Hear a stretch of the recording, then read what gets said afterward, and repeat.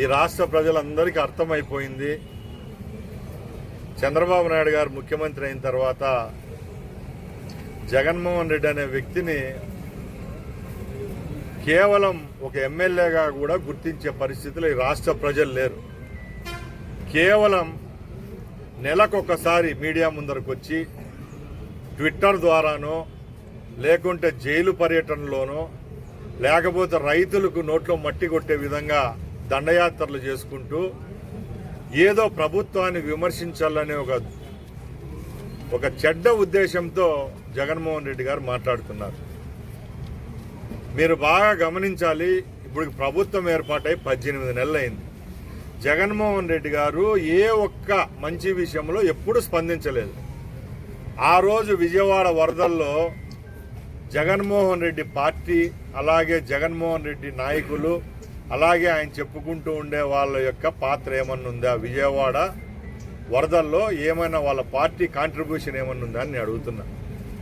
Next మొన్న వచ్చిన తుఫాన్లో ముఖ్యమంత్రి గారు 46 గంటల ముందే అలర్ట్ చేసి రాష్ట్రంలో ఈ విధమైన తుఫాన్లు సంభవించినప్పుడు 1973లో దివిసీమ ఉప్పెన నుంచి ఈ రోజు వరకు ఇలాంటి నేషనల్ నేచురల్ కెలామిటీస్ ఏదన్నా వచ్చినప్పుడు ఏ విధంగా అధికారులు సన్నద్ధం చేయాలి, ఏ విధంగా ప్రజలను సన్నద్ధం చేస్తే నష్ట నివారణ చర్యలు జరుగుతాయో అన్ని గ్రహించి ప్రభుత్వంలో ఉన్న అధికారులందరినీ మమేకం చేసి ఇలాంటి కార్యక్రమాల్లో ఏ విధమైన దుర్ఘటనలు కానీ, ప్రాణ నష్టం కానీ, ఆస్తి నష్టం కానీ జరగకుండా చేసే ప్రయత్నం చేసే వ్యక్తి ఎవరంటే మన ముఖ్యమంత్రి చంద్రబాబు నాయుడు గారు. ఎక్కడ ప్రతిపక్ష పాత్ర ఎక్కడా పోషించడం లేదు. కేవలం ఎప్పుడో ఒక రోజు బయటికి రావడం, ఏదో ఒక ట్వీట్ చేయడం. ఈరోజు నేను ఒకటే చెప్తున్నా, రైతులకు మంచి చేసి మామిడి రైతుల కోసం ఏ ప్రభుత్వం చేయలేని విధంగా దేశవ్యాప్తంగా ఒకే రోజు ఒక 178 కోట్ల రూపాయలు, 4 రూపాయలు కేజీకి లెక్కన 4,000 రూపాయలు టన్నుకి ఇచ్చిన ఘనత కేవలం చంద్రబాబు నాయుడు గారికి దక్కింది. పొగాకు రైతులకు నష్టం వస్తే కేంద్ర మంత్రితో మాట్లాడి తెలంగాణలో ఏ విధంగా పసుపు బోర్డు ఏర్పాటు చేస్తున్నారో ఇక్కడ ఏదైతే పొగాకు బోర్డు కావాలని చెప్పి ఇక్కడ నుంచి మంత్రివర్గం సభ్యులైతేనే ఎంపీలతో కేంద్ర ప్రభుత్వంతో మాట్లాడించి ప్రెజర్ పెట్టిన ఘనత చంద్రబాబు నాయుడు గారికే దక్కింది. రాష్ట్రానికి సంబంధించలేని విషయాలను కూడా కేంద్రంతో మాట్లాడే ఏకైక దమ్మున్న ముఖ్యమంత్రి కేవలం చంద్రబాబు నాయుడు గారు.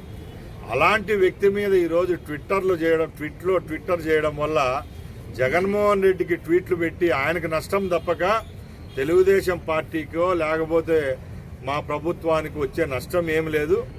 ముఖ్యంగా మనం ఉమ్మడి కడప జిల్లా వాసులం కాబట్టి మనం ఒకటే గ్రహించాలా, ఆ రోజు జగన్మోహన్ రెడ్డి ముఖ్యమంత్రిగా ఈ ప్రాంతాన్ని నిజంగా అభివృద్ధి చేసింటే పులివెందలకు ఆనుకొని ఉన్న రాయచోటి సీటు ఎందుకు వాళ్ళ చేతికుండా పోతుంది, కదిరి ఎందుకు పోతుంది, ఆ పక్కన ఉన్న కడప సీటు ఎందుకు పోతుంది, కమలాపురం ఎందుకు పోతుంది నేను అడుగుతున్నా.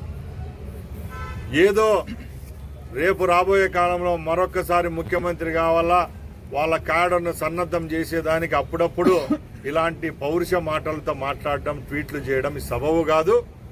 మేము ఒకటే చెప్తున్నాం, మీకు ప్రతిపక్ష హోదా కూడా దక్కలేదు. మీరు ఏ రోజైనా మీ 11 మంది ఎమ్మెల్యేలు రాష్ట్రానికి సంబంధించిన అభివృద్ధి విషయంలో అసెంబ్లీలో చర్చించలేదా? వచ్చారా మీరు అసెంబ్లీకి? మీకు మెజార్టీ ఉంటే వస్తారు, మెజార్టీ లేకపోతే రారు. మేము ఇప్పటికీ ఛాలెంజ్ చేస్తున్నాం, మీరు ఇట్లా ట్వీట్లు చేసేది కాదు. మీకు దమ్ము ధైర్యం ఉంటే మీ 11 మంది శాసనసభ్యుల్లో రేపు జనవరిలో ఫిబ్రవరిలో జరిగే శాసనసభ సమావేశాల్లో నిజంగా మీకు చిత్తశుద్ధి, మీకు ప్రజల పట్ల ప్రేమ అభిమానం ఉంటే అసెంబ్లీ సాక్షిగా చర్చా వేదికలోకి వచ్చి చర్చించండి. ప్రజలకు ఏం కావాలో చర్చిస్తే అసెంబ్లీలో సభాపతి సమక్షాన ఆ రూల్స్ పరంగా ఏ విధమైన మా తప్పులుంటే మేము ఒప్పుకుంటాం. రేపు ఏమైనా ఈ ప్రాసెస్లో మెరుగు చేసుకుంటామే తప్పక మీరు ట్వీట్లు చేయడం వల్ల ఏం ఒదగదని తెలియజేసుకుంటున్నాం.